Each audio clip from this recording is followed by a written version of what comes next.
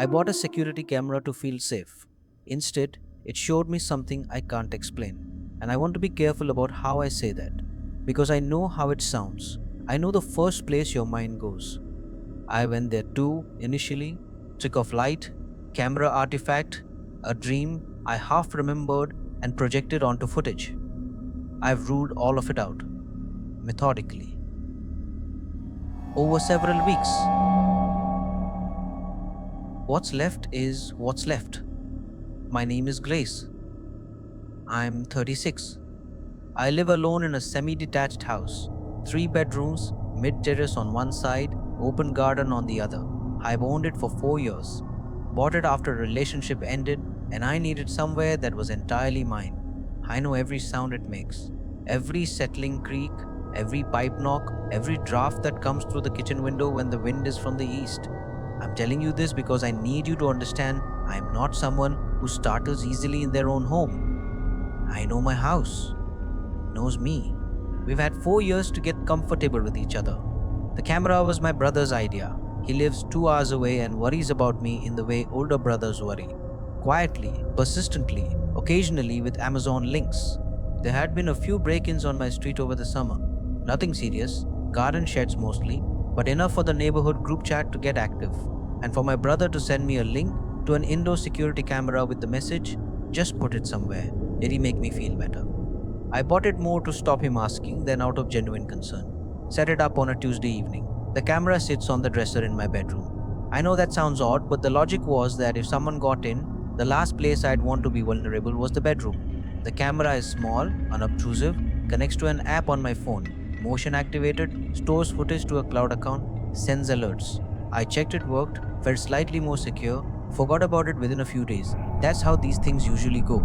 3 weeks after I set it up, I got a motion alert at 4111 in the morning, not unusual in itself.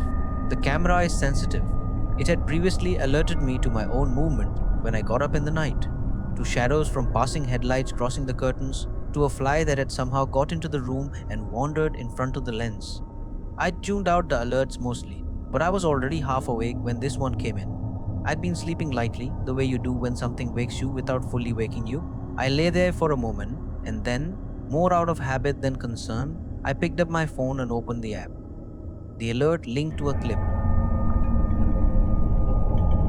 12 seconds of footage, motion detected, bedroom. I pressed play. The room in night vision, the camera's night mode turns everything a pale grey-green. My bed visible in the lower right corner of the frame. The dresser where the camera sits at the far edge. The door to the hallway closed. I watched the clip. For 11 of the 12 seconds, nothing moved. Just the room, still and quiet and empty.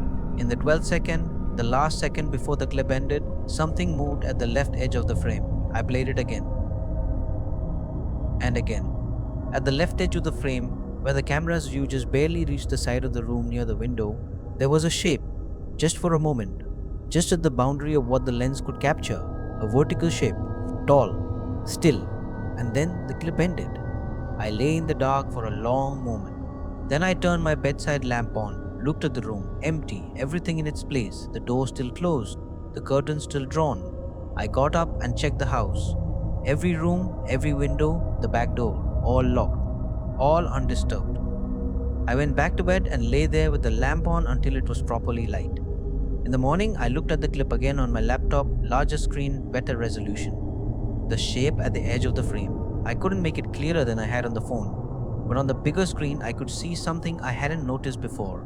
It wasn't moving across the frame. It wasn't walking past. It was stationary, just standing there, at the edge of what the camera could see, as if it knew exactly how far the frame extended and had positioned itself just at the boundary. I called my brother, not in a panicked way. I kept my voice even, described what I'd seen. He was quiet for a moment and then went into practical mode, which is his way of managing worry. He asked if I'd checked the doors and windows. Yes. He asked if there was any other explanation for the shape. I said I didn't know.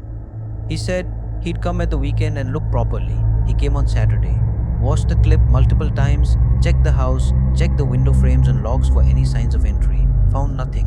He repositioned the camera slightly, angled it more to the left to cover the area near the window where the shape had been. He said, "If it happens again, we'll see it properly." I appreciated that.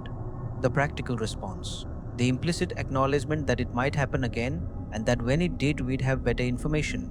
I didn't sleep well that week, but nothing happened. 2 weeks later, another alert.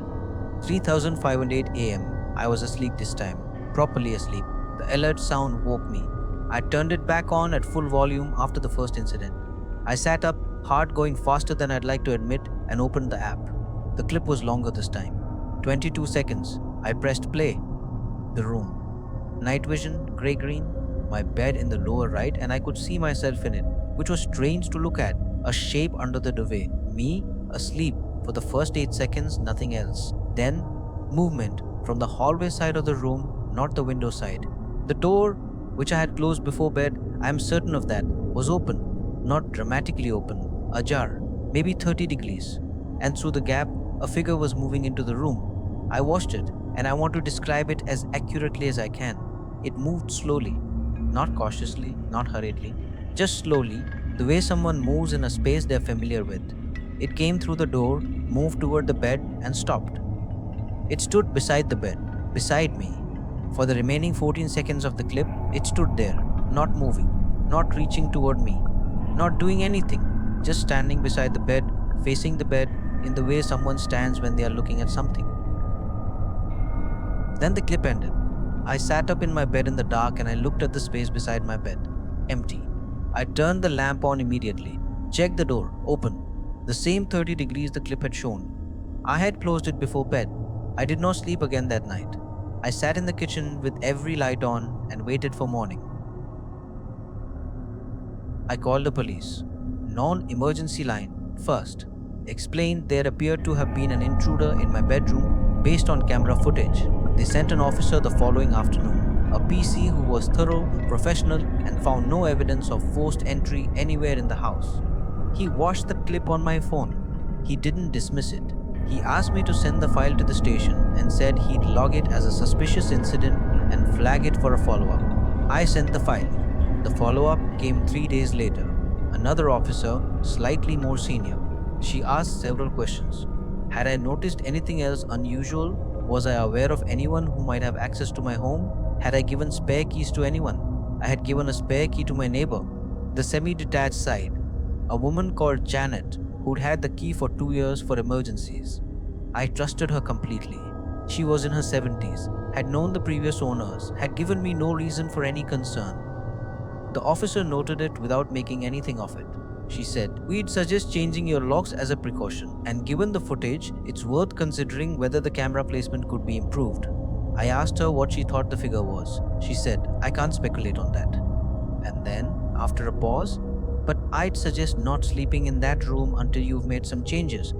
I changed the locks. New keys, no copies given to anyone. I moved my sleeping to the spare room, the one at the front of the house, smaller, no camera yet. I ordered 2 more cameras. I repositioned the original bedroom camera to cover the door directly. No more edge of frame ambiguity. If anything came through that door again, I'd see it fully. But that wasn't the worst part. When I downloaded the full footage, not just the motion alert clips, but the continuous overnight recordings the camera stored to the cloud, I found something the alerts hadn't shown me. The camera alerts only trigger on significant motion. Small movements, slow movements, don't always register. So the alerts had shown me the figure entering and standing beside the bed. The full footage showed me how long it stayed. I sat at my laptop and watched with the playback on 4 times speed. Timestamp in the corner of the frame. The figure entered at 3,058 am. I already knew that. At 4 times speed, I watched it stand beside the bed. 1 minute, 2 minutes, 5, still in that same position, facing the bed. Facing me, sleeping, unaware. At 4 times speed, the minutes moved quickly. The figure was there until 5,043 am. 1 hour and 45 minutes, standing beside my bed, watching me sleep.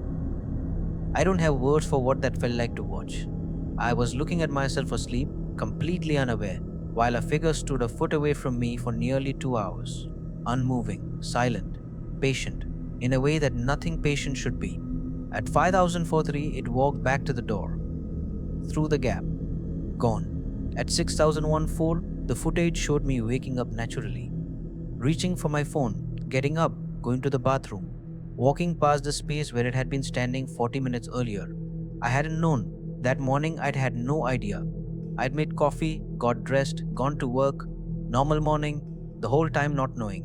I reviewed the footage from the first incident, the 12-second clip I'd seen. I downloaded the full overnight recording from that night too. The shape at the edge of the frame, the one I'd only seen for a second in the alert clip, was in the full recording for 2 hours and 19 minutes. Same position, same stillness. At the edge of the frame, just at the boundary of the camera's view, not standing beside the bed that first night, standing at the far side of the room, by the window, as if it was still learning the space. I moved out of the house for 3 weeks, stayed with my brother. During that time, I had a security company come to the property, professional sweep, checking for any entry points, anything unusual. They found the bedroom window, the latch on the bedroom window, the one facing the side garden, the one that had always seemed secure, had been interfered with, not broken.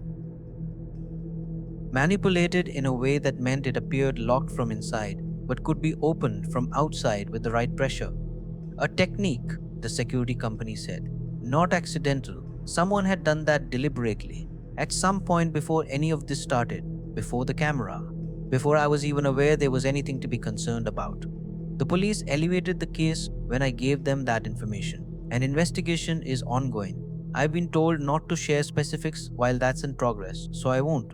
What I can tell you is they haven't identified anyone yet. No fingerprints, no trace evidence of use, no footage from outside the house. My external cameras, which I installed after all of this, showed nothing on either of the relevant nights.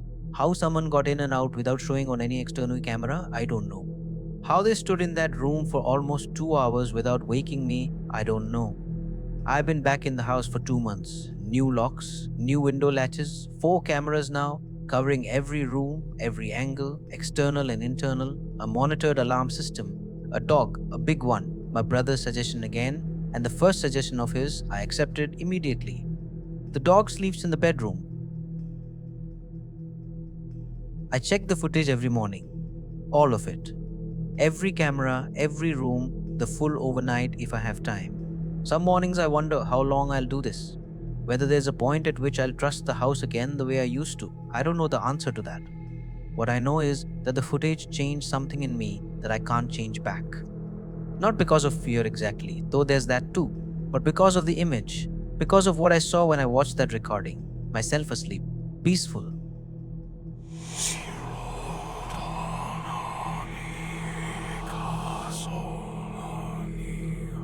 And beside me, for 1 hour and 45 minutes, something that stood and watched and waited. Waited for what? I still don't know. It never touched me, never made a sound, just watched. I've thought about that a lot. About what kind of thing stands beside someone sleeping for nearly 2 hours and does nothing else. I haven't come up with an answer that makes me feel better. I'm not sure one exists. Check your footage tonight.